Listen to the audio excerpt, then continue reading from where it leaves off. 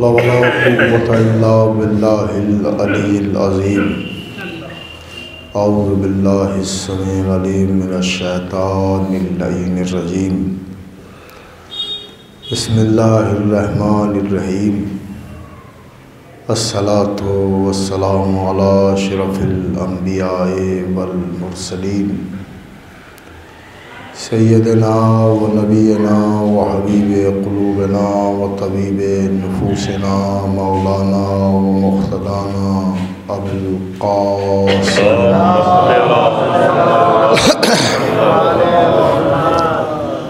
وآلہ الطیبین الطاہرین المعصومین المظلومین المنتخبین المنتجبین ولعنۃ اللہ علی اعدائہم اجمعین اما بعد فقد قال اللہ الحکیم فی کتابہ المجید وہو اصدق الصادقین وقولہ الحق بسم اللہ الرحمن الرحیم انا انزلناہ فی لیلۃ القدر وما ادراک ما لیلۃ القدر لیلۃ القدر خیر من الف شہر تنزل الملائکۃ والروح فیہا بإذن ربہم من کل امر سلام ہی حتی مطلع الفجر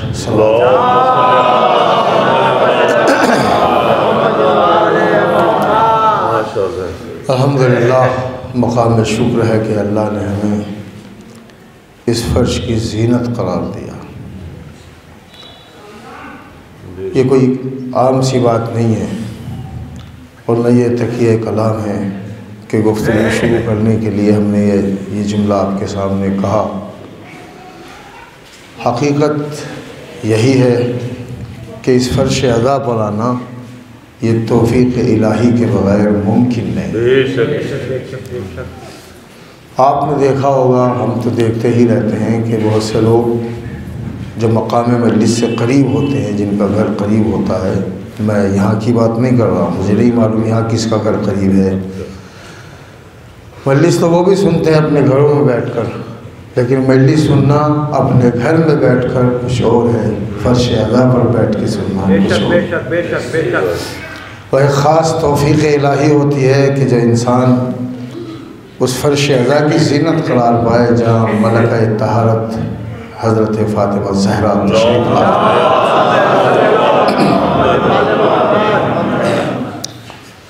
بہرحال یہ ایک اللہ کی بہت بڑی نعمت ہے جو اللہ نے ہمیں بخشی ہے، لیکن ستم ظریفی یہ ہے کہ ہم نے اس فرش عزا کا وہ حق نہ جانا جس کا یہ فرش عزا حقدار تھا۔ میں چیدہ مطالب کے اوپر گفتگو کرنا چاہتا ہوں، اور بحث یہ نہیں ہے کہ کہاں لکھا ہے، اگر عقل قبول کرے تو ہمارے مذہب تشیع میں جہاں بہت ساری چیزیں دلیل کے طور پر مانی جاتی ہے، جیسے قرآن دلیل ہے، حدیث دلیل ہے، اجماع دلیل ہے، ویسے ہی ایک دلیل ہے عقل۔ عقل اگر تصور کرے اور اگر عقل اس بات کو مانے کہ جو کچھ کہا جا رہا ہے وہ صحیح ہے، تو پھر کتابوں کے حوالے کی ضرورت نہیں ہے، اور اگر آپ کوئی حدیث پڑھ رہے ہیں تو پھر ذاکر پر، عالم پر، پڑھنے والے پر اخلاقی طور سے واجب ہے کہ وہ اس کا حوالہ بھی دے۔ بھئی آپ کو کیا پتا کہ کہاں لکھا ہوا ہے؟ تو جب تک بتایا نہیں جائے گا تب تک بات مستند نہیں ہوگی۔ ویسے بھی یہ منبر رسول ہے، یہاں غیر سنجیدہ باتیں نہ ہوتی ہیں اور نہ ہونی چاہیے۔ بہت سارے مسائل ہیں مجلس کے حوالے سے، بہت سے لوگ سوچتے ہیں، اپنے اپنے اعتبار سے سوچتے ہیں کہ فلاں نے مجلس پڑھی کامیاب نہیں ہوئی، کسی نے کہا کہ فلاں ذاکر نے مجلس پڑھی مجلس چلی نہیں، کسی نے کہا کہ فلاں صاحب آئے تھے، مجلس خوب چلی، اس کا مطلب یہ ہوا کہ ہم نے مجلسوں کو دو حصوں میں تقسیم کر دیا ہے، کچھ مجلسیں وہ ہیں جو چلتی ہیں، کچھ مجلسیں وہ ہیں جو چلتی نہیں ہیں۔ یہ چلانے والے کون ہیں؟ کہ صاحب لوگوں نے تعریف کی تو چلی، لوگوں نے نعرے لگائے تو چلی، لوگوں نے لبیک کہی تو چلی، لوگوں نے داد و تحسین دی تو چلی۔ تو میں آپ سے ایک جملہ کہنا چاہتا ہوں، بھول جائیے کہ سننے والوں کی کتنے قسمیں ہیں، مگر میں ایک جملہ کہنا چاہتا ہوں، مجلسوں نے آپ کو چلنا سکھایا ہے، آپ نے مجلسوں کو چلنا نہیں سکھایا ہے۔ سیدھی سی بات ہے یہ، مجلسیں نہ ہوتی۔ اب میں بہت جلدی آپ کے مزاج کے اعتبار سے، اور خالی ایسا نہیں ہے کہ آپ کو خوش کرنے کے لیے جو اس وقت کی مجلس کا مطالعہ ہے، بس میری طرف دیکھیے، یہ بات ڈسٹرب کرتی ہے آدمی، آنے والے تو آتے ہی رہیں گے، آپ میری طرف دیکھیے، ایک صلوات بھیجیے محمد علیہ۔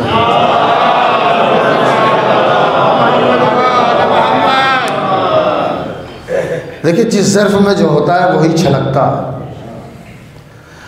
جس ظرف میں جو ہو اگر وہ نہ چھلکے تو منافقت ہے۔ توجہ فرما رہے ہیں آپ ازانے کہ اگر آپ کے ہاتھوں میں گلاس ہے اور اس میں آپ نے چائے بھری ہوئی ہے، چائے سے پور ہے وہ، تو اس میں پھر چائے باہر آئے گی، اور اگر آپ نے اس میں کوئی شربت الگ سے دوسرا ڈالا ہے، یعنی جو ظرف میں ہوگا وہ چھلکنا چاہیے، میں نہیں کہہ رہا ہوں کہ چھلکے گا، وہ چھلکنا چاہیے۔ تو میں نے بھی اپنے مطالعے کے ظرف میں جو چیز رکھی ہے وہی چھلکانا چاہتا ہوں۔ اگر قرآن پڑھ کر آیا ہوں تو قرآن سناؤں گا، حدیث پڑھ کر آیا ہوں تو حدیث سناؤں گا، جتنی دیر مجلس ہوگی قرآن مجید کے دائرے میں ہوگی، قرآن مجید کی آیتوں کے حساب سے ہوگی۔ اگر آپ اجازت دیں تو اپنے مزاج کے مطابق میں آپ کے سامنے ان آیات کا اور اس سورے کا حوالہ پیش کروں جو میں نے آپ کے سامنے پڑھی ہے۔ آپ بھی پڑھتے ہیں، ہر نماز میں پڑھتے ہیں اور پڑھنا بھی چاہیے، لیکن میں آپ کو یہ بتانا چاہوں گا کہ ان سورے کا حوالہ کیا ہے۔ پہلی بات تو یہ ہے کہ بعض علماء کہتے ہیں کہ یہ سورہ مدنی ہے، بیان میرا شروع ہو رہا ہے۔ بعض لوگ کہتے ہیں کہ یہ سورہ مکی ہے۔ سوروں کی بہت ساری قسمیں، ان میں سے ایک قسم یہ ہے کہ سورہ مکی ہے یا مدنی ہے۔ اس سورے کے بارے میں دونوں طرح کے قول ہیں، بعض علماء کہتے ہیں کہ مکی ہے، بعض علماء کہتے ہیں کہ مدنی ہے۔ اس سے بحث نہیں کرتا کہ مکی ہونا زیادہ صحیح ہے یا مدنی ہونا زیادہ صحیح ہے، مگر اتنا ضرور علماء نے اتفاق کیا ہے، اور ہمارے 11ویں امام نے بھی ارشاد فرمایا ہے۔ دیکھیے جو میں جملہ اب پڑھنے جا رہا ہوں وہ جملہ اس مجلس کی بنیاد ہے، اس کو بہت سنبھل کے سنیے گا۔ اتنا ضرور ارشاد فرمایا ہے کہ آئے سورہ انا انزلناہ میں جو شب قدر کی لفظ ہے، انا انزلناہ فی لیلۃ القدر، دیکھیے 3 مرتبہ آیا ہے، وما ادراک ما لیلۃ القدر، لیلۃ القدر خیر من الف شہر۔ تو پورے سورے میں 3 مرتبہ شب قدر آیا ہے۔ ہمارے امام نے ارشاد فرمایا، میں نے کہا کہ ذرا سنبھل کے سنیے گا باہوش ہو کے، کہ آپ ارشاد فرماتے ہیں کہ اس سورہ انا انزلناہ میں شب قدر سے مراد ذات فاطمہ زہرا صلوات اللہ علیہا ہے۔ بالکل میں نئے طرح کا مضمون سنا رہا ہوں، اور نیا بھی اس لیے سنا رہا ہوں کہ ہے، حقیقت میں ہے، واسطوں میں ہے، کتاب میں ہے، قرآن میں ہے۔ میں اتنا نیا نہیں پڑھ سکتا جو نہ قرآن میں ہو اور جو نہ حدیث میں ہو۔ توجہ فرمائیے گا ذہن گرامی، قرآن مجید کی باتیں ہیں تو آدمی بالکل سرسری طور سے صحیح قرآن مجید کی آیت کے ذریعے اپنی باتوں کو پڑھ سکتا ہے۔ تو کیا ارشاد فرمایا کہ شب قدر سے مراد ذات فاطمہ زہرا ہے۔ اب یہ آپ نے بات سمجھ لی، اب ترجمہ ملاحظہ فرمائیے۔ بسم اللہ الرحمن الرحیم، انا انزلناہ فی لیلۃ القدر۔ پڑھے لکھے افراد بیٹھے ہوئے، زیادہ سمجھانے کے لیے وقت نہیں لینا پڑے گا۔ اللہ کہہ رہا ہے ہم نے، مولانا بیٹھے ہوئے سے پوچھے گا ضمیر جمع ہے، انا کہہ رہا ہے، انا الف نون پھر اس کے بعد نون الف، انا کا مطلب ہوتا ہے ہم نے، جبکہ نازل کرنے والا پروردگار ہے، جبکہ نازل کرنے والا ایک اکیلی شخصیت ہے، جبکہ نازل کرنے والا وہ ہے جس نے زور دیا ہے اگر مجھے توحید کے ساتھ نہ مانا تو کچھ نہ مانا، اگر مجھے ایک نہ مانا تو کچھ نہ مانا، اگر اکیلا نہ مانا تو کچھ نہ مانا، اور ویسا ایک بھی نہیں کہ جس کے بعد آپ یہ تصور کریں کہ اگر ایک اور ہوتا تو دو ہو جاتے. کیا پڑھ رہا ہوں آپ کے سامنے؟ یعنی اس کی توحید اتنی خالص توحید ہے کہ مثالوں کے ذریعے بھی آپ اس کے ساتھ کسی اور کو لگا نہیں سکتے.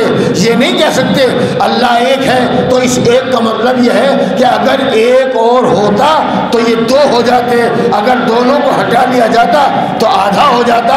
اللہ اپنے مثال کے بارے میں بھی, اپنی توحید کے بارے میں بھی دو ہونے کو پسند نہیں کرتا ہے. توجہ فرمائیے گا. یعنی مزاج مشیت پہ بار ہے یہ بات کہ اس کو جہاں اکیلا تصور کیا جائے اور آپ سمجھانے کے لیے, مثال دینے کے لیے اس کے سامنے کسی اور کو رکھے, اس لیے کہ خالق ہوتا ہی وہ ہے کہ جو اس کے ساتھ کوئی رہ نہ سکے, نہ اس کے جیسا علم ہو, نہ اس کا جیسا کیریکٹر ہو, نہ اس کی جیسی اخلاق ہو, نہ اس کی جیسی رزاقیت ہو. تو اللہ کو پسند نہیں ہے کہ کوئی زمین جمع استعمال کرے. مگر میں کیا کروں جب استعمال کرنے والا خود پروردگار ہو. ارشاد فرماتا ہے انا انزلناہ فی لیلۃ القدر. یہ نہیں کہتا کہ ہم نے, کہ یہ نہیں کہتا کہ میں نے, بلکہ کہتا ہے ہم نے قرآن کو شب قدر میں نازل کیا. امام کی حدیث تو یاد ہے نا, شب قدر یعنی ذات فاطمہ زہرا. اب اللہ نے ارشاد فرمایا ہم نے قرآن کو ذات فاطمہ زہرا میں نازل کیا. اس کا مطلب یہ ہوا اب جو ذات فاطمہ زہرا ہوگی اگر مصلی پہ بیٹھے گی تو قرآن نظر آئے گی, دربار میں جائے گی تو قرآن نظر آئے گی, کسی کی مدد کرے گی تو قرآن نظر آئے گی. ذرا سنبھل کے سنیے گا یہ جملہ. بہت دنوں سے میں بھی سوچتا تھا آخر فاطمہ اکلوتی بیٹی کیوں ہے کہ جس کا باپ اس کی تعظیم کے لیے کھڑا ہو جاتا ہے. تو میرے امام نے یہی تو فرمایا کہ فاطمہ زہرا شب قدر ہے. ہم نے قرآن کو شب قدر میں نازل کیا, یعنی ذات فاطمہ زہرا میں نازل کیا. اب اگر فاطمہ آ جائیں تو رسول تعظیم کے لیے اٹھتے ہیں کہ نہیں اٹھتے ہیں؟ صلوات بھیجے محمد علیہ محمد.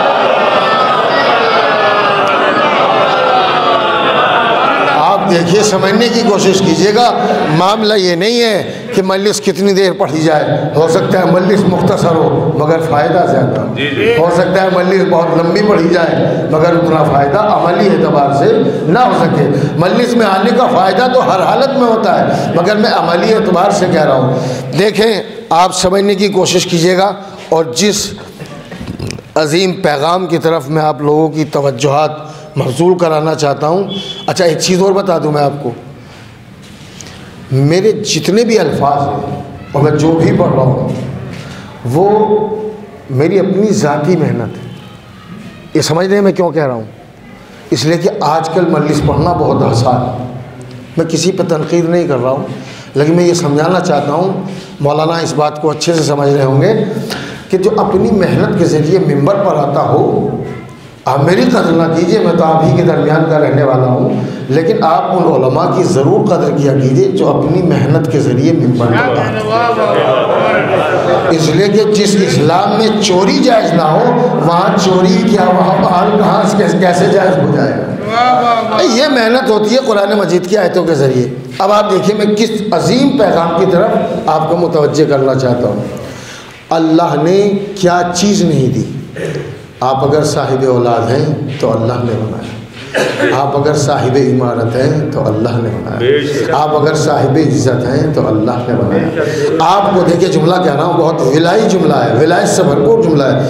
اگر آپ کو اللہ نے بی بی فاطمہ زہرا جیسی نعمت عطا کی تو اللہ نے عطا کی. توجہ کہ نہیں, اللہ نے بہت ساری چیزیں دی ہیں.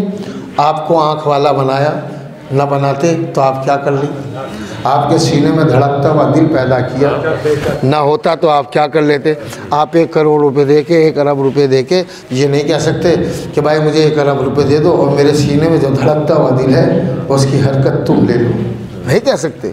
کیا آپ نے اللہ سے کہا تھا کہ جب مجھے پیدا کرنا تو آنکھیں ایسی ہوں کہ میں دیکھ سکوں؟ کیا پڑھ رہا ہوں میں آپ کے سامنے؟ کیا آپ نے اللہ سے یہ معاہدہ کیا تھا کہ زبان تو دے رہا ہے مگر گویا ہو, بولنے والی ہو؟ تو جو مجھے کان والا بنا کر بھیجا ہے تو ذرا سننے کی بھی طاقت دینا. بہت عجیب و غریب جملے ہیں جو میں بی بی فاطمہ زہرا کے حوالے سے آپ کے سامنے پڑھنا چاہتا ہوں. کیا آپ کے اوپر اللہ کا قرض ہے اس نے پیدا ہی کیا، یہ بہت بڑی نعمت ہے۔ توجہ چاہوں گا تانے گرامی، ہم سوچ نہیں پاتے، ہم سمجھ نہیں پاتے۔ پتہ ہے اللہ نے آپ کو کتنی بڑی بڑی نعمتوں سے نوازا، اب آپ گن لیجئے، گنانے کے لیے بیٹھے تو پوری مجلس اس میں صرف ہو جائے، مگر میں اپنے مختصر لفظوں میں بتانا چاہتا ہوں، اور بہت باریک جملہ ہے، پہلا ہی جملہ، اللہ نے آپ کو پیدا کر دیا، یہی ایک بہت بڑی نعمت ہے۔ وہ پیدا نہ کرتا تو آپ کیا کر لیتے؟ پہلی نعمت کہ آپ کو پیدا کر لیا۔ آپ سمجھ رہے ہیں کہ یہ پیدا ہونا کوئی بہت بڑی نعمت نہیں ہے؟ نہیں، کتنی بڑی نعمت ہے میں آپ کو بتانا چاہتا ہوں۔ جب اس نے تمہیں پیدا کیا تو تمہارا رشتہ اس سے جڑ گیا، تم مخلوق ہو گئے اور وہ تمہارا پروردگار ہو گیا۔ یہ کوئی چھوٹی موٹی نعمت ہے کہ اللہ تم سے اپنے رشتے کو جوڑا ہے، جس کے تم کو نہ بولنے کی عقل ہے نہ سمجھنے کی تمیز ہے، لیکن اللہ نے کہا میں تمہیں اپنی مخلوق بنا کر تم سے اپنا رشتہ پکا کر رہا ہوں کہ تمہارا اور میرا رشتہ یہ ہے، تم میری مخلوق ہو اور میں تمہارا خالق ہوں۔ پہلی نعمت۔ دوسری نعمت بتاؤں میں آپ کو، اللہ نے ہزاروں چیزیں پیدا کی، پیدا کی کہ نہیں؟ پتھروں کو پیدا کیا، پہاڑوں کو پیدا کیا، جس فرش پہ آپ بیٹھے ہوئے ہیں اس کو پیدا کیا، جس پہ میں نے ہاتھ رکھا ہوا ہے اس کو پیدا کیا، اس مائک کو پیدا کیا، یہ سب اللہ ہی کی تو پیدا کی ہوئی چیزیں ہیں نا۔ تو دوسرا کرم پروردگار کا یہ ہے عزیزان گرامی، پہلا کرم کہ تمہیں لباس وجود عطا کیا، دوسرا کرم کہ اس نے تمہیں جانور نہیں بنایا بلکہ انسانوں میں تمہیں شمار کیا۔ یہ بہت بڑی نعمت، اگر کوئی سمجھنا چاہے اور اگر کوئی نہ سمجھے تو اس کا علاج نہ پروردگار کے پاس ہے اور نہ میرے لفظوں کے ساتھ ہے۔ اللہ کا دوسرا کرم یہ ہے کہ اس نے تمہیں انسان بنایا، بنا دیتا جانور، بنا دیتا بھیڑ بکریاں تو تم اس کا کچھ بھی نہیں بگاڑ سکتے تھے۔ اگرچہ ہمارے معاشرے میں بہت سارے چلتے پھرتے انسان ایسے ہیں کہ جو جانوروں سے بھی بدتر ہے، نہ ان کا بولنا صحیح ہے، نہ ان کا اٹھنا صحیح ہے، نہ ان کا کھانا صحیح ہے، اس لیے کہ کھانا کمال نہیں ہوتا ہے، حق اور حلال کھانا حرام ہوتا ہے۔ صلوات بھیجو محمد علیہ۔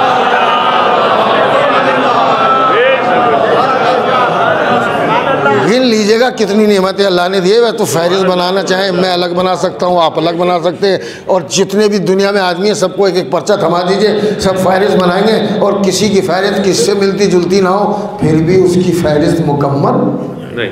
میں نے کہا کہ پہلا احسان کہ اس نے تمہیں پیدا کیا، دوسرا احسان کہ اس نے تمہیں انسان بنایا۔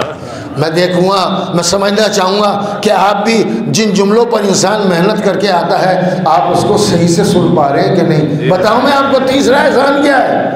اللہ نے کہا انسانوں میں تو بھیڑ بہت ہے، کہیں گم نہ ہو جاؤ، ہم نے تمہیں امت محمد مصطفیٰ میں بنایا۔ یہ بہت بڑا احسان ہے اللہ کا۔ نہ جانے کتنے انسان پیدا ہوتے ہیں اور مر جاتے ہیں، یہ بھی نہیں پتہ لگتا کہ کلمہ پڑھنے والا کس کا تھا، افواہ پڑھنے والا کس کا تھا۔ اللہ نے کہا ہم اتنی بھیڑ میں تمہیں منفرد بناتے ہیں، میرے نبی کا کلمہ پڑھنا، میری توحید کا کلمہ پڑھنا، اور مجھے تعجب ہو جائے گا جب میں آپ کو چوتھی نعمت بتاؤں گا۔ تین بتائی نا میں نے آپ کو، چوتھی میں بتا رہا ہوں، اور میں پڑھنے کے بعد ہر ایک کے چہرے کو دیکھنا چاہوں گا کہ کون ہے جس کی سمجھ میں نہیں آ رہا ہے۔ اللہ نے کہا بھیڑی سے تو بچانے کے لیے تمہیں ہم نے انسان بنایا، اور انسان بنانے کے بعد ہم نے دیکھا پھر بھیڑ ہے تو ہم نے تمہیں امت محمد مصطفیٰ میں کلمہ پڑھنے والا بنایا۔ ہم نے کہا کہ پھر بھی 72 فرقوں کی بھیڑ ہو جائے گی، ہم نے تمہیں علی کا چاہنے والا بنایا، فاطمہ کا چاہنے والا بنایا۔ صلوات بھیجے محمد علیہ محمد۔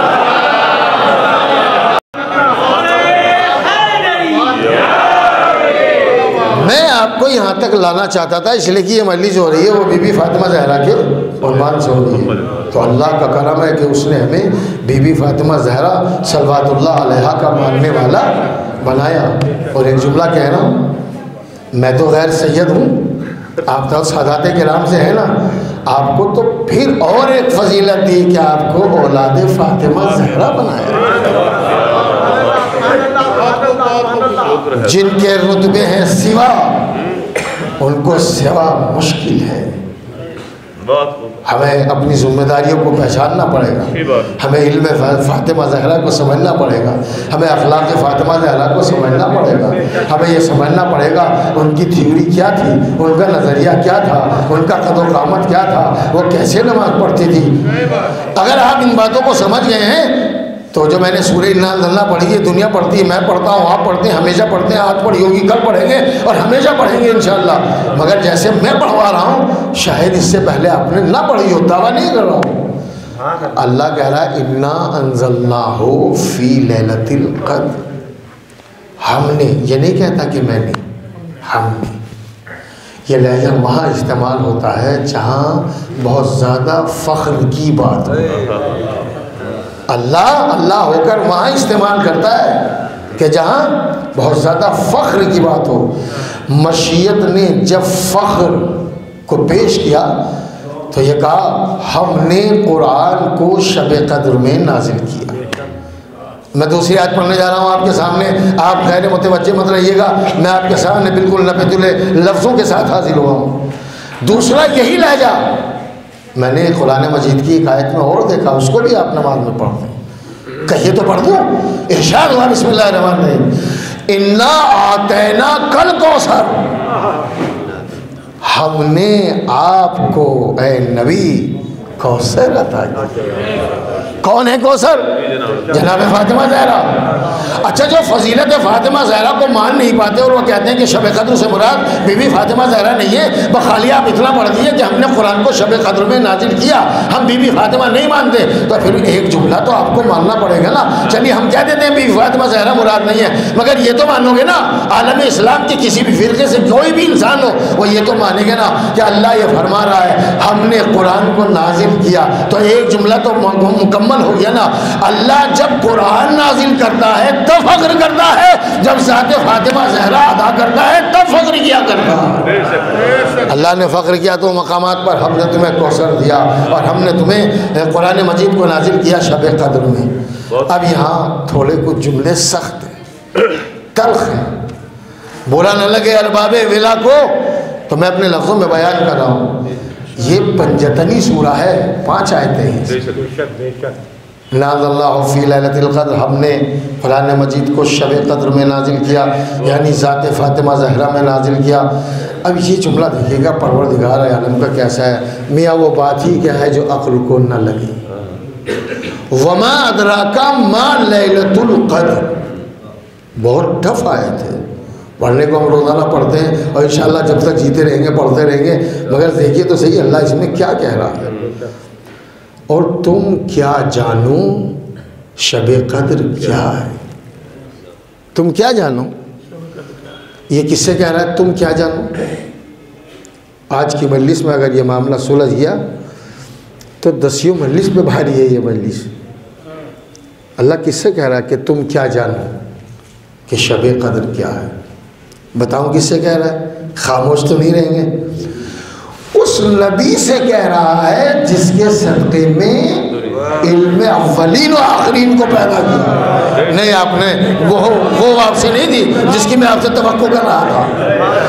اس نبی سے کہہ رہا ہے، آپ بڑے بڑے آیت اللہ بڑے بڑے علماء کو کہتے ہیں کہ صاحب کیا کہنا، ان کے پاس ہر علم ہے، اتنا بڑا علم ہے، امام زمانہ سے ملاقات کرتے ہیں، اتنا زیادہ علم ہے کہ وہ تمہارے چہرے کو دیکھ کے بتا دیں گے۔ آیت اللہ بہجت جب میں ایران میں پڑھتا تھا تو میں نے دیکھا ان کے چہرے کو، وہ واقعی چہرہ دیکھ کے بتا دیتے تھے۔ یعنی غلاموں میں اتنا علم ہو اور آقا میں اتنا علم نہ ہو، کیا پڑھ رہا ہوں میں آپ کے سامنے۔ اس کا مطلب کیا ہوا؟ اس کا مطلب یہ ہوا کہ ہمارے جو آیات اعظام ہیں، جو مجتہدین کرام ہیں، یہ تو ذرہ بھی نہیں ہے تیرے فاطمہ زہرا صلوات اللہ علیہا۔ ان کے بعد جو کچھ ہے اسی در کی جھاڑو لگانے کی بنیاد پر ہے۔ تو اس نبی سے کہہ رہا ہے جس کے صدقے میں علم بنا۔ اچھا ایک بات اور بتائیے، آدم کا علم زیادہ ہے کہ میرے پیارے نبی کا؟ نوح کا علم زیادہ ہے کہ میرے پیارے نبی کا؟ ارے کیا بات کر رہے ہیں، تمام نبی مکتب حضرت محمد کے شاگرد ہیں۔ بہت بڑی بات کہہ رہا ہوں میں آپ کے سامنے۔ یعنی اگر مکتب محمد میں تشریف نہ لاتے تو آدم کو علم نہ ملتا، نوح کو تقویٰ نہ ملتا، ابراہیم کو خلت نہ ملتی، موسیٰ کو زہد نہ ملتا، ابراہیم کو زہد نہ ملتا۔ اس کا مطلب کیا ہوا؟ تمام نبیوں کو جو علم ملا ہے وہ صدقے میں محمد کے ملا ہے۔ اگر محمد کی ذات نہ ہوتی تو آدم کو علم نہ ملتا، نوح کو تقویٰ نہ ملتا۔ اب یہ رٹے رٹائے جملے ہیں جو عام طریقے سے سوئے سال سے پڑھے جا رہے ہیں، میں ان جملوں کو دوبارہ نہیں پڑھوں گا، مگر میں آپ کو ایک حدیث ضرور سناؤں گا۔ اگر محمد نہ ہوتے تو ان کو نہ نبوت ملتی، نہ ان کو خلافت ملتی، نہ ان کو علم ملتا، نہ تقویٰ ملتا۔ ابھی ایک حدیث قدسی سن لیجئے، اے میرے نبی، اگر میں تجھے نہ پیدا کرتا تو کائنات کو نہ پیدا کرتا، اور اگر کائنات کو پیدا کیا ہے تو میں نے علی کے صدقے میں اور تمہارے دونوں کے صدقے میں پیدا کیا ہے۔ میں دیکھنا چاہوں گا کہ آپ خاموش رہ سکتے ہیں کہ نہیں۔ اور اے علی و محمد، میں تمہیں بھی نہ پیدا کرتا اگر فاطمہ زہرا کو نہ پیدا۔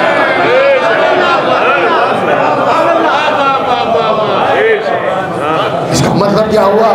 اس کا مطلب یہ ہوا کہ ذات فاطمہ زہرا ہر شے کی اصل جڑ۔ اگر آپ میرے جملے سمجھ گئے ہیں تو میں پھر آپ سے انہی لفظوں کی طرف پلٹنا چاہتا ہوں۔ میں جلدی میں نہیں ہوں، میں ہڑبڑاہٹ میں بیان نہیں پڑھتا ہوں، بہت سکون کے ساتھ۔ اب سن لیجیے، آپ اللہ اس نبی سے کہہ رہا ہے کہ جس کے صدقے میں علم اولین و آخرین ہے، کہہ رہا ہے تم کیا جانو کہ فاطمہ کیا ہے، شب قدر یعنی فاطمہ۔ اور اللہ کہہ رہا ہے وما ادراک، تم کیا جانو کہ شب قدر کیا ہے۔ جملہ کہوں یعنی اللہ یہ کہنا چاہتا ہے تم بے قدرو، نبی سے نہیں، سمجھانا چاہ رہا ہے امت مسلمہ کو، تم بے قدرو کیا جانو کہ شب قدر کیا ہے۔ توجہ کہ نہیں، نبی کو مخاطب کر رہا ہے، اس لیے کہ یہ بات سمجھ ہی میں نہیں آ سکتی کہ نبی سے کہے گا۔ نبی سے کیا ضرور ہے مگر مسلمانوں کو سمجھانے کے لیے کہہ رہا ہے، ورنہ نبی کی اکلوتی بیٹی ہے، اگر نبی نہیں جانیں گے۔ ایک عجیب و غریب جملہ کہنا چاہ رہا ہے، اگر نبی کی 2-4 بیٹیاں ہوتی تو ہم سمجھ لیتے۔ کیا پڑھاؤں میں آپ کے سامنے کہ شاید نبی نے ان کے فضائل کو نہ جانتے ہو، اس بیٹی کے فضائل کو نہ جانتے ہو۔ ارے جس نبی کی بیٹی ہی ایک ہو تو کیا نبی اپنی بیٹی کی ماہیت کو نہ جانے گا؟ اسے پتا ہوگا میری بیٹی نماز کیسے پڑھتی ہے، وہ جانتا ہوگا کہ میری بیٹی کا علم کیا ہے، وہ جانتا ہوگا میری بیٹی کا شوہر کون ہے، وہ جانتا ہوگا میری بیٹی کے بیٹے کون ہیں، وہ جانتا ہوگا میری بیٹی کے اولاد مبارکہ کون ہے۔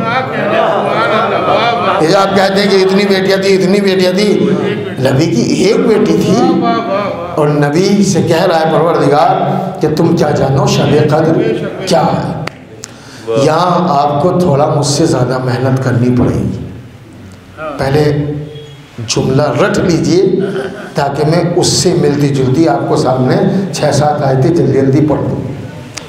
وما ادراکا، تم کیا جانو، اس جملے کا مطلب ہے تم کیا جانو۔ یہ یاد ہو گیا نا آپ کو، وما ادراکا، ایک دفعہ دہرا دیجئے تو مجھے تسلی ہو جائے گی۔ وما ادراکا، اگر آپ مجھ سے یہ خواہش کرتے پہلے کہ مولانا وما ادراکا جتنی آیتیں سب پڑھ دیجئے تو میں سب پڑھ دیتا، سب یاد کر کے نہیں آیا ہوں، میں یاد کر کے آتا ہوں، ہر مجلس کی ایک تیاری کر کے آتا ہوں۔ میں جتنی آیتیں مجھے یاد آ جائیں گی میں پڑھوں گا۔ اللہ قرآن مجید میں بہت ساری آیتیں ایسی ہیں جن آیتوں کے شروع میں یہ بار بار کہہ رہا ہے وما ادراکا وما ادراکا وما ادراکا وما ادراکا۔ 5-6 تو میں سنا دوں گا، اتنی آیتیں تو مجھے سو کے اٹھنے کے بعد یاد رہتی ہیں۔ وما ادراکا ما لیلۃ القدر، تم کیا جانو شب قدر کیا ہے۔ اور سن لیجیے آیتیں، وما ادراکا ما سجین، 30ویں پارے کی آیتیں، تم کیا جانو کہ سجین کیا ہے۔ اب میں بتاؤں گا نہیں اس لیے کہ بات بہت لمبی ہو جائے گی، لیکن اللہ کہہ رہا ہے وما ادراکا ما سجین۔ آیا وما ادراکا، ایک آیت اور سن لیجیے، وما ادراکا مل قاریہ، تم کیا جانو کہ قاریہ کیا ہے۔ اگر آپ توجہ کے ساتھ نہیں سنیں گے تو مجھے بڑا افسوس ہو جائے گا۔ میں نے آپ سے کہا کہ میری اپنی ذاتی محنت ہوتی ہے۔ وما ادراک ما سجین وما ادراک ما القاریہ وما ادراک ما الحطمہ، تم کیا جانو کہ حطمہ کیا ہے۔ وما ادراک ما سقر، تمہیں کیا خبر کہ سقر کیا ہے۔ وما ادراک ما یوم الفصل، تم کیا جانو کہ قیامت کا دن کیسا دن ہے۔ میں نے اتنی آیتیں پڑھ دی، میں سمجھتا ہوں کہ میرے عزیز و اقارب یہاں پر بیٹھے ہوئے مجلس سننے کے لیے ان کو یقین آ گیا ہوگا کہ اس کے علاوہ اور بھی بہت ساری آیتیں ہیں۔ وما ادراک ما التاریخ، تمہیں کیا پتا، کیا جانو تم کہ تاریخ کیا ہے۔ اب مجھے اگر پڑھتے پڑھتے اور یاد آ گیا تو میں اور بھی سنا دوں گا. بہرحال 5-6 آیتیں میں نے آپ کو سنائی دی ہیں. میں نے کیا پڑھا؟ وما ادراک ما سجین، تم کیا جانو کہ سجین کیا ہے، تم کیا جانو کہ سقر کیا ہے، تم کیا جانو کہ قاریہ کیا ہے، تم کیا جانو کہ حطمہ کیا ہے، تم کیا جانو کہ یوم الفصل کیا ہے. یہ کہنے کے بعد بہت باریک بات پڑھو، راتوں جاگنے کے بعد تب کہیں جا کے یہ ہلکا سا پوائنٹ سمجھ میں آتا ہے جو میں آپ کو بہت ہلکے میں سنا رہا ہوں. تم کیا جانو، تم کیا جانو، تم کیا جانو، اور اس کے بعد کہتے کہتے ہر ایک سوال کے بعد اس کی تعریف بھی کر دیتا ہے. تم کیا جانو کہ سجین کیا ہے، کہ سجین یہ بھی آئے تھے. تم کیا جانو کہ قاریہ کیا ہے، اس کے بعد کہتا ہے قاریہ یہ ہے. اس کے بعد کہتا ہے تم کیا جانو کہ یوم الفصل کیا ہے، قیامت کا دن کون سا ہے. اگلی آیت میں کہتا ہے کہ قیامت کا دن ایسا دن ہے. میرے مطالعے کی داد دیجیے گا. میں نے پورے قرآن مجید میں وما ادراک جتنی آیتیں دیکھی ہیں اس میں یہ دیکھا پہلے پوچھتا ہے تم کیا جانو اور اس کے بعد بتا بھی دیتا ہے. ایسے ہی اللہ نے وما ادراک ما لیلۃ القدر، یہاں پر بھی یہی لہجہ اپنا ہے. تم کیا جانو کہ شب قدر کیا ہے. ان تمام آیتوں میں اور اس اکلوتی آیت میں ایک فرق ہے. اگر یہ فرق میں نے آپ کو بتا دیا تو سمجھ لیے میں سمجھوں گا کہ میں نے مجلس پڑھی ہے، ورنہ میں مانوں گا کہ میں نے مجلس نہیں پڑھی. ساری آیتوں میں تم کیا جانو، تم کیا جانو، کیوں تم کیا جانو، اور اس کے بعد کی ہر آیت میں ہے کہ یہ چیز فلاں، یہ چیز فلاں، یہ چیز فلاں، یہ چیز فلاں ہے. لیکن اس شب قدر کی بات ہی الگ ہے. پہلے تو کہتا ہے وما ادراک ما لیلۃ القدر، تم کیا جانو کہ شب قدر کیا ہے. اس کے بعد جو لفظ شب قدر کے لیے ہے وہ کسی آیت کے لیے ہے نہیں. کہتا ہے لیلۃ القدر خیر من الف شہر، شب قدر جو ہے 1000 مہینوں کی راتوں سے افضل ہے. نہیں سمجھا پایا میں آپ کو.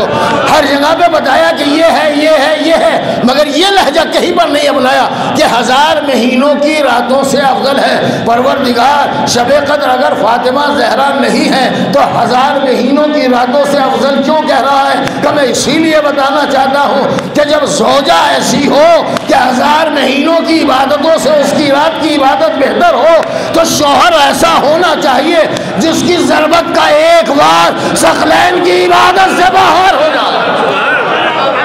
صلوات بھیجے محمد علیہ.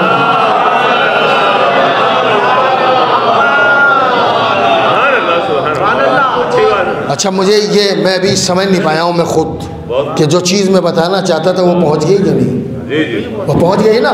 تو اللہ نے کہا، دیکھیں یہ بھی عجیب و غریب بات ہے.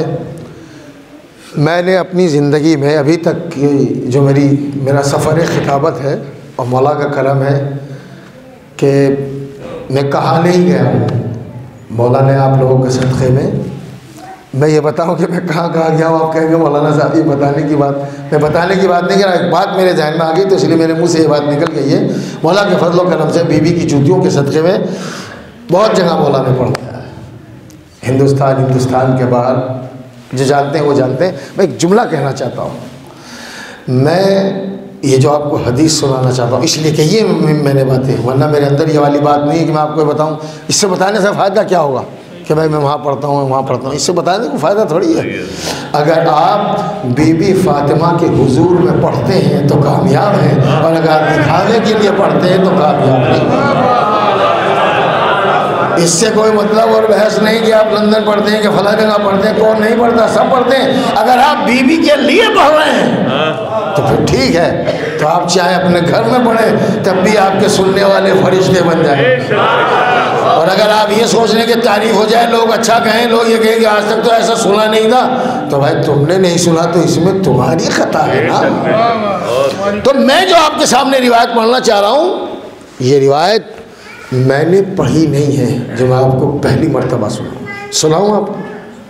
اور آپ ہاتھ اٹھا دیجیے گا، جتنے لوگ بیٹھے ہیں نا ہاتھ اٹھا دیجیے گا کہ مولانا صاحب یہ ہماری سنی ہوئی ہے. مولانا کو چھوڑ کے کہہ رہا ہوں بھائی، مولانا تو مولانا ہے، میں عام لوگوں کی گفتگو کر رہا ہوں. بسم اللہ. اور یہی میرا آخری بیان بھی ہوگا. سورہ ناز اللہ ہم پڑھتے ہیں مگر اس کی اہمیت کو سمجھتے نہیں. بتائیے قرآن مجید میں کتنے سورے ہیں؟ 114 سورے ہیں. آیتیں جو ہیں ہمارے ڈاکٹر صاحب آیتیں بتا رہے ہیں 6666. سورے کتنے؟ اچھا ایمانداری سے بتائیے گا، اگر میری یہ بات بری لگ جائے تو دل سے لگا کے چلے جائیے گا. میں یہ نہیں کہوں گا کہ واپس دیجیے گا. آپ پہلی محرم سے لے کے اور 100 گھٹنے تک اور اس کے بعد بھی مجلسیں ہی مجلسیں ہوتی ہیں. کیا ہمارے لیے تعجب کی بات نہیں ہے کہ ہمارا سماج اور معاشرہ جس مبارک اور باطہارت قرآن مجید پر یقین اور اعتماد رکھتا ہو اس کو اتنا بھی نہ پتہ ہو کہ ہمارے یہاں کتنے سورے ہیں قرآن مجید. اس میں آپ کی غلطی نہیں ہے. غلطی ان کی ہے کہ جن کو آپ نے ممبر پہ بٹھا کے رکھا ہوا ہے. کتنی چھوٹی سی بات ہے. میں پتہ نہیں کتنے ایسے غیر مسلم لا کے کھڑا کر دوں جو بتا دیں گے کہ اس میں کتنے پارے ہیں اور کتنے سورے ہیں.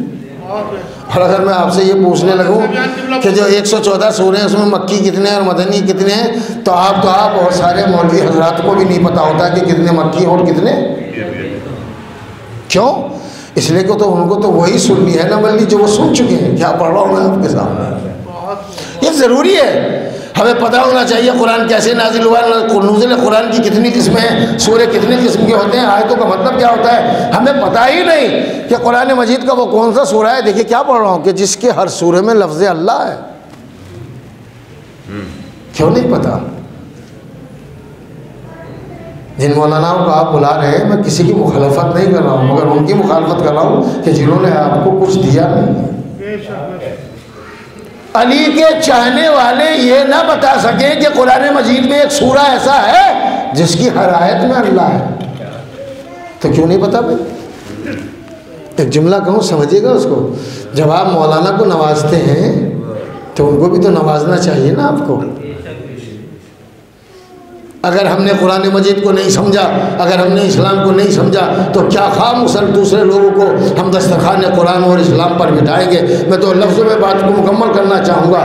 اسلام کچھ نہیں ہے, قرآن کچھ نہیں ہے. ان 2 جملوں کے علاوہ اہل بیت کے گھر میں بولی جانے والی زبان کو قرآن کہا جاتا ہے اور ان کے کردار و کیریکٹر کو اسلام کہا جاتا ہے. وہ عمل کرتے جاتے ہیں, اسلام بنتا چلتا چلا جاتا ہے.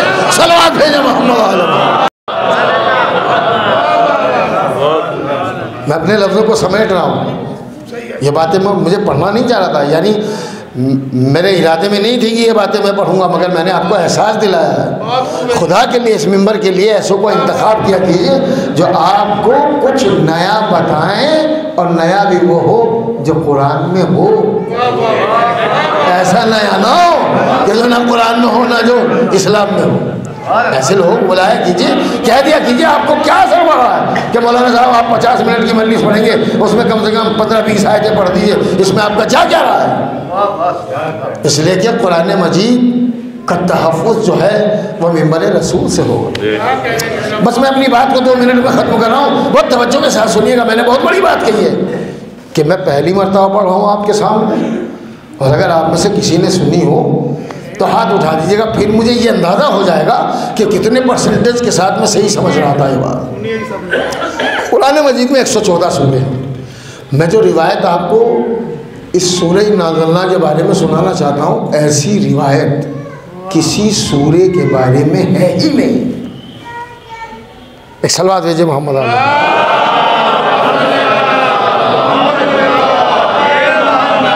اس سے بہتر صلوات بھیجئے گا اہل بیت علیہ السلام پر.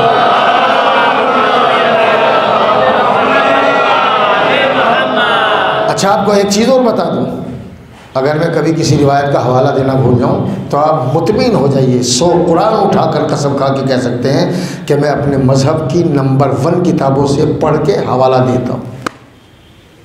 یعنی اگر کبھی بھول جاؤں تو آپ یہ مت سوچیے گا, پوچھ سکتے ہیں, پوچھ لیجیے گا. یہ بتاؤں میں کتنے بڑے عالم کی لکھی ہوئی کتاب سے میں آپ کو سنا رہا ہوں. ایک جملہ سن لیجیے بس. جن کی عمر جو ہے وہ 40 کراس کر چکی ہے, شاید وہ تو جانتے ہی ہوں گے, اس سے زیادہ کی جو عمر کے ہیں وہ تو جانتے ہی ہیں.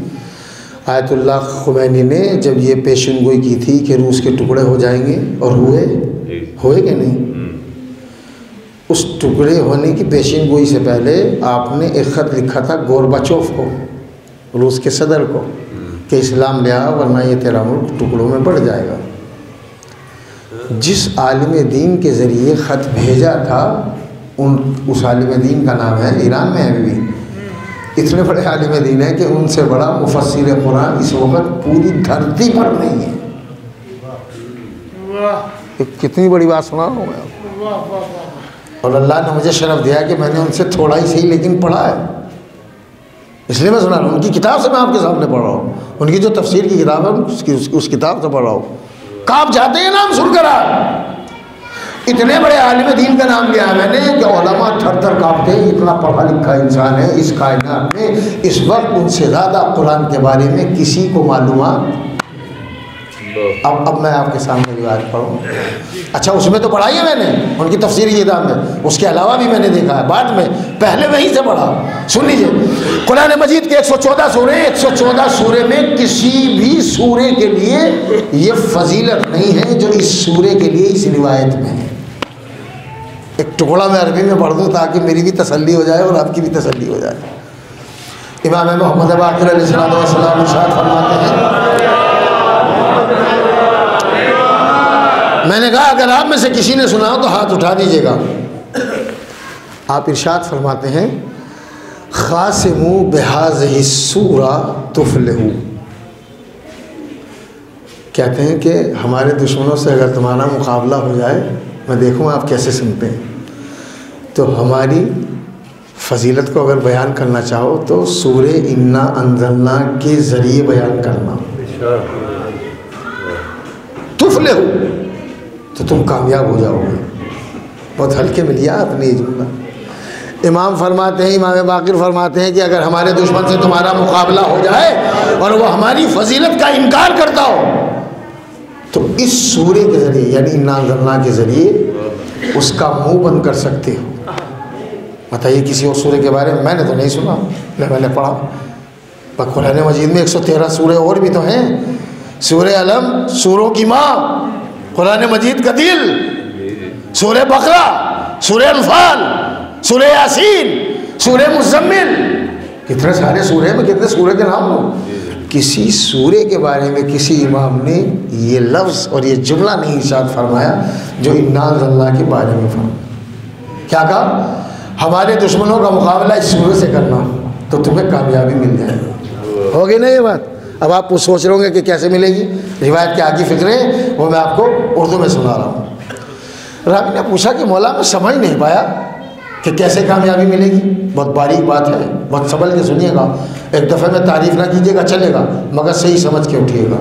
کہا ایسے کرنا، پورے سورے کو پڑھو، پڑھتا گیا، جب وہ اس آیت پر پہنچا، تنزل الملائکہ، ملائکہ شب قدر میں نازل ہوتے، ملائکہ شب قدر میں نازل ہوتے ہیں۔ تو امام نے کہا یہیں پر رک جاؤ، جب ہمارا دشمن ہماری فضیلتوں کا انکار کرے تو تم اس کو یہیں پہ روک دینا اور اس سے پوچھنا، میں خدا کے لیے میری طرف دیکھیے گا، اس سے پوچھنا کہ یہ بتاؤ کہ شب قدر کب آتا ہے؟ کب ماہ رمضان؟ بس شب قدروں کی نماز جو پڑھتے ہیں اسی کی تو بات ہو رہی ہے، کب ماہ رمضان میں؟ کہا اتنا اور پوچھ لینا، کیا یہ اسی ماہ رمضان میں شب قدر آتی تھی جب ہمارے جد رسول اسلام زندہ تھے؟ کیا پڑھ رہا ہوں میں آپ کے ساتھ؟ نہیں، جب تک آپ ایک ایک لفظ نہیں سنیں گے میں آگے نہیں پڑھوں گا۔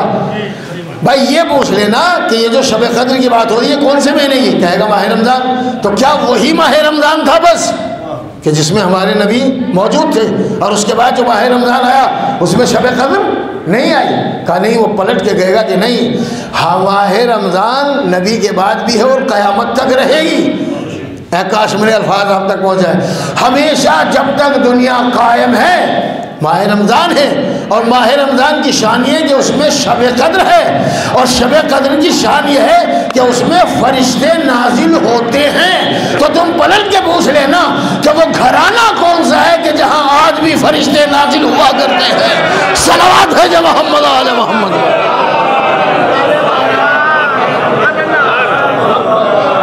اس سے بہتر صلوات دیجیے گا اہل بیت علیہ السلام۔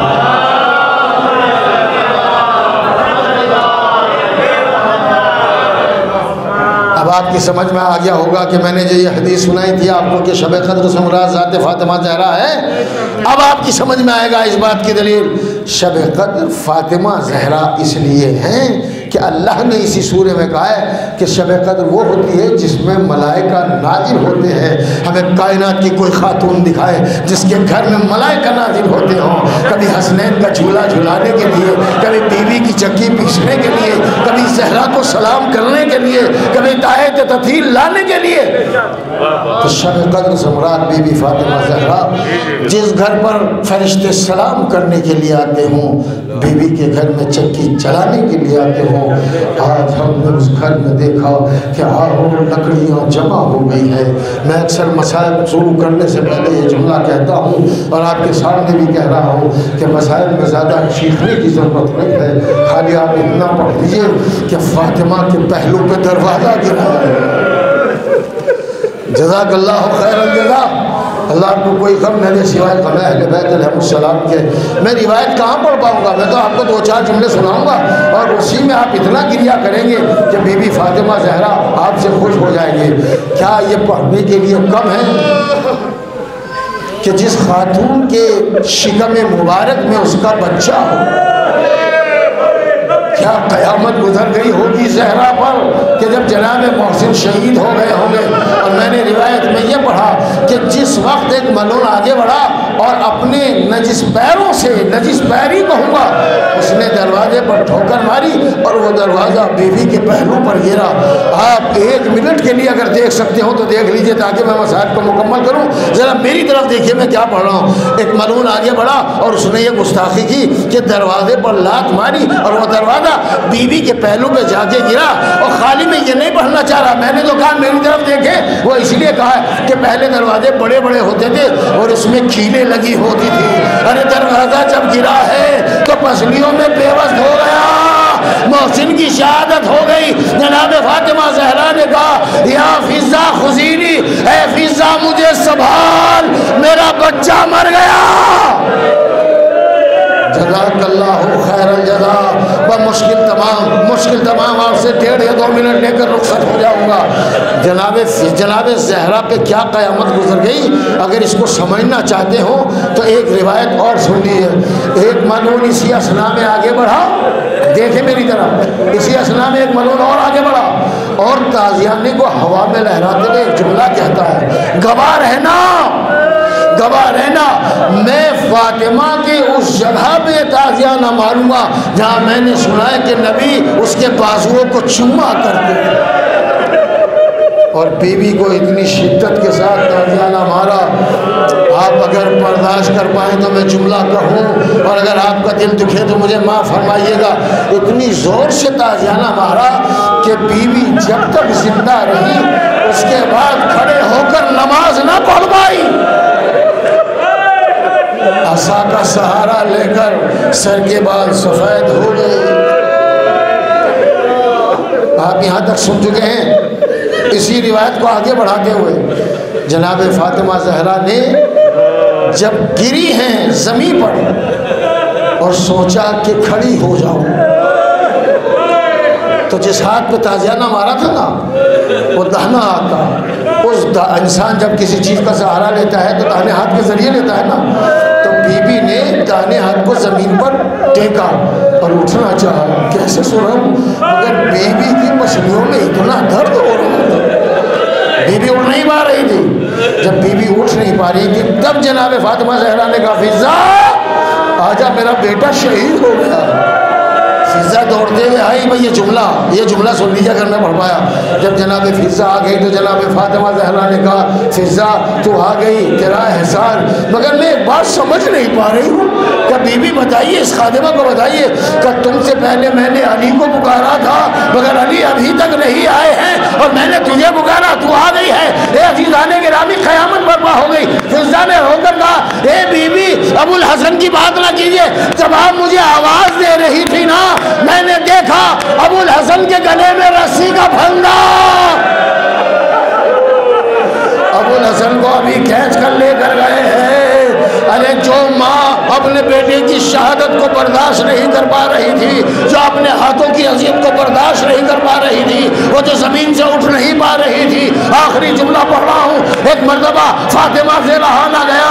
فاطمہ نے کہا میری زندگی میں میرے امام کو, میرے علی کو کوئی گلے میں رسی کسی کا بھرنا ڈال دے مجھے برداشت نہیں ہوگا. اور یہ کہہ کے کھڑی ہو گئی. میں کہوں گا بی بی ہم مصیبت میں آپ کے برابر شریک ہیں مگر بی بی ابھی تو آپ نے ایک رسی دیکھی ہے اور ایک گلا دیکھا ہے. ارے واقعات کربلا کے بعد ایک رسی ہوگی 12 گلے ہوں گے.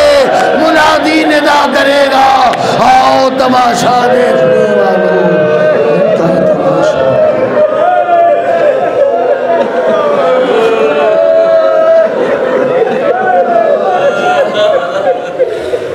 الہی بحق زہرہ و ابیہا و بالہا و بنیہا و سرد مسعود فیہا بارلہ یہ واسطہ اہل بیت علیہ السلام کا ہماری اس مجلس کو شرف قبولیت عطا فرمائے. اعمال صالحہ کی توفیق عنایت فرمائے.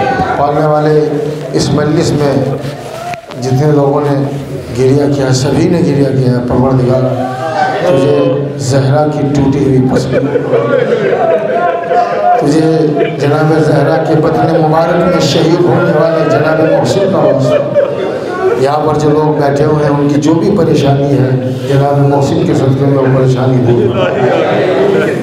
پالنے والے تو یہ واسطہ اہل بیت علیہ السلام کا مقامات مقدسہ کی حفاظت فرما. علماء کرام مجتہدین کرام کو عمر طولانی عطا فرما. امام زمانہ کے ظہور میں تاجیل فرما اور ہمیں ان کے انصار و عوان میں شمار فرما. ربنا تقبل منا انکا انت السمیع العلیم.